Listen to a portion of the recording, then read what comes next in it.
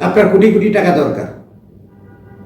আমি প্রশ্ন রাখলাম আপনাদের কাছে, একজন ব্যক্তি কত টাকা হইলে চলতে পারে? মনে করেন লুটপাট করে, চাঁদাবাজি করে 100 কোটি টাকা 500 কোটি টাকা ইনকাম করবো, এই 500 কোটি টাকা সে ভোগ করতে পারবে? তার পেট তো এতটুকু ছোট, ঠিক মতো খাইতে পারে না, মানে নানা অসুখে ভুগতেছে। পাপি টাকা যারা ইনকাম করে তারা নানা অসুখে ভুগতেছে। আল্লাহর তরফ থেকে ইনকাম করবে, ইনকামের রাস্তা করে দেয় অসৎ পথে, আবার বের হওয়ার রাস্তা আল্লাহ করে দেয় হাসপাতালে। আপনি অসৎ পথে ইনকাম করবেন, আপনার অসৎ টাকা আপনার হাসপাতালে যাবে নিশ্চিত, একবারে 100% গ্যারান্টি। আল্লাহ ছাড় দেয়, ছেড়ে দেয় না। কারণ আপনি যার কাছ থেকে টাকাটা অসৎ পথে ইনকাম করছেন, ওই লোকটা আপনার ভয়ে, আপনার ডরে আপনাকে কিছু সামনে কিছু বলতে পারছে না। কিন্তু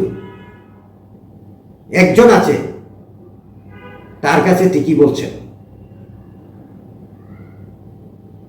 ওই অভিশপ্ত, ওই অভিশাপে আপনার পরিবার, আপনার নিজের হাসপাতালের সিরিয়াল বারান্দা থাকেন। ডাক্তার বলে দেন আটা রুটি খেতে হবে। দেখেন, একসময় গরিবরা কিন্তু আটা রুটি খেত। একসময় বাংলাদেশে যারা গরিব ছিল আটা রুটি খেয়েছেন। আল্লাহর কি কুদরত, আল্লাহর কি রহমত, আল্লাহর কি খেলা, ওই ব্যক্তিরা 3 বেলা পেট ভরে ভাত খায়। আর আপনারা যারা আগে মানে ভাত খাইতেন, ভাত খেয়েছেন, গোস্ত মাছ পোলাও মাংস খেয়েছেন, তারা এখন আটা রুটি খান। আর যারা সৎ পথে হালাল পথে ইনকাম করেন, তাদের প্রত্যেকটা ব্যক্তি কিন্তু সুস্থ, আল্লাহ সুস্থ রাখে। অসৎ পথে কোনো দিন ইনকাম করে পরিবারে শান্তি পাবেন না, সুখ পাবেন না। কারো মনে কষ্ট দেয়া আপনি অর্থ ইনকাম করবেন, সেই অর্থের রেজাল্ট আপনি পাবেন। 10টা চোরের সঙ্গে একজন যদি ভালো ব্যক্তি চলে, সে 11 নম্বর চোর হবে। আর যিনি 10টা গার্মেন্টস ব্যবসায়ীর সাথে চলবে, সে 11 নম্বর গার্মেন্টস ব্যবসায়ী হবে। 10 জন রাজনীতিবিদদের সাথে যদি চলে, সেই ব্যক্তিটা 11তম রাজনীতিবিদ হবে। সিদ্ধান্ত আপনার। আপনি কি চোরের সাথে চলবেন, না রাজনীতিবিদদের সাথে চলবেন, না আপনি ভালো মানুষের সাথে চলবেন? কোনটা চান আপনি? সিদ্ধান্ত আপনার।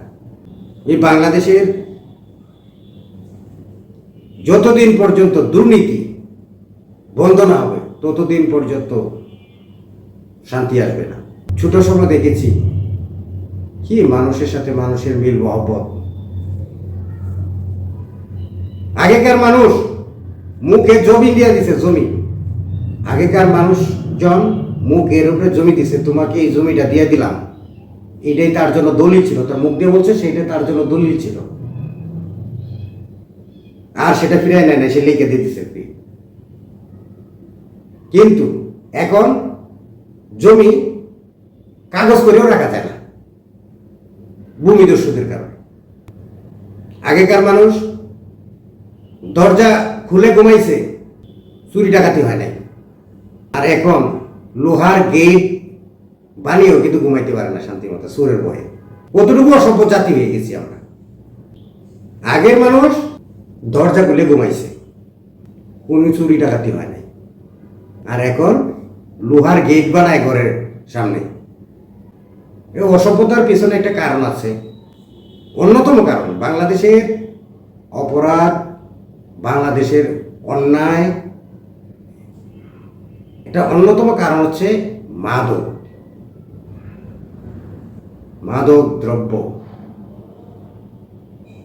পার্শ্ববর্তী দেশ থেকে বাংলাদেশে আসছে কি নেশা জাতীয় দ্রব্য। এই নেশা জাতীয় দ্রব্য আমরা কিনছি কি দিয়া?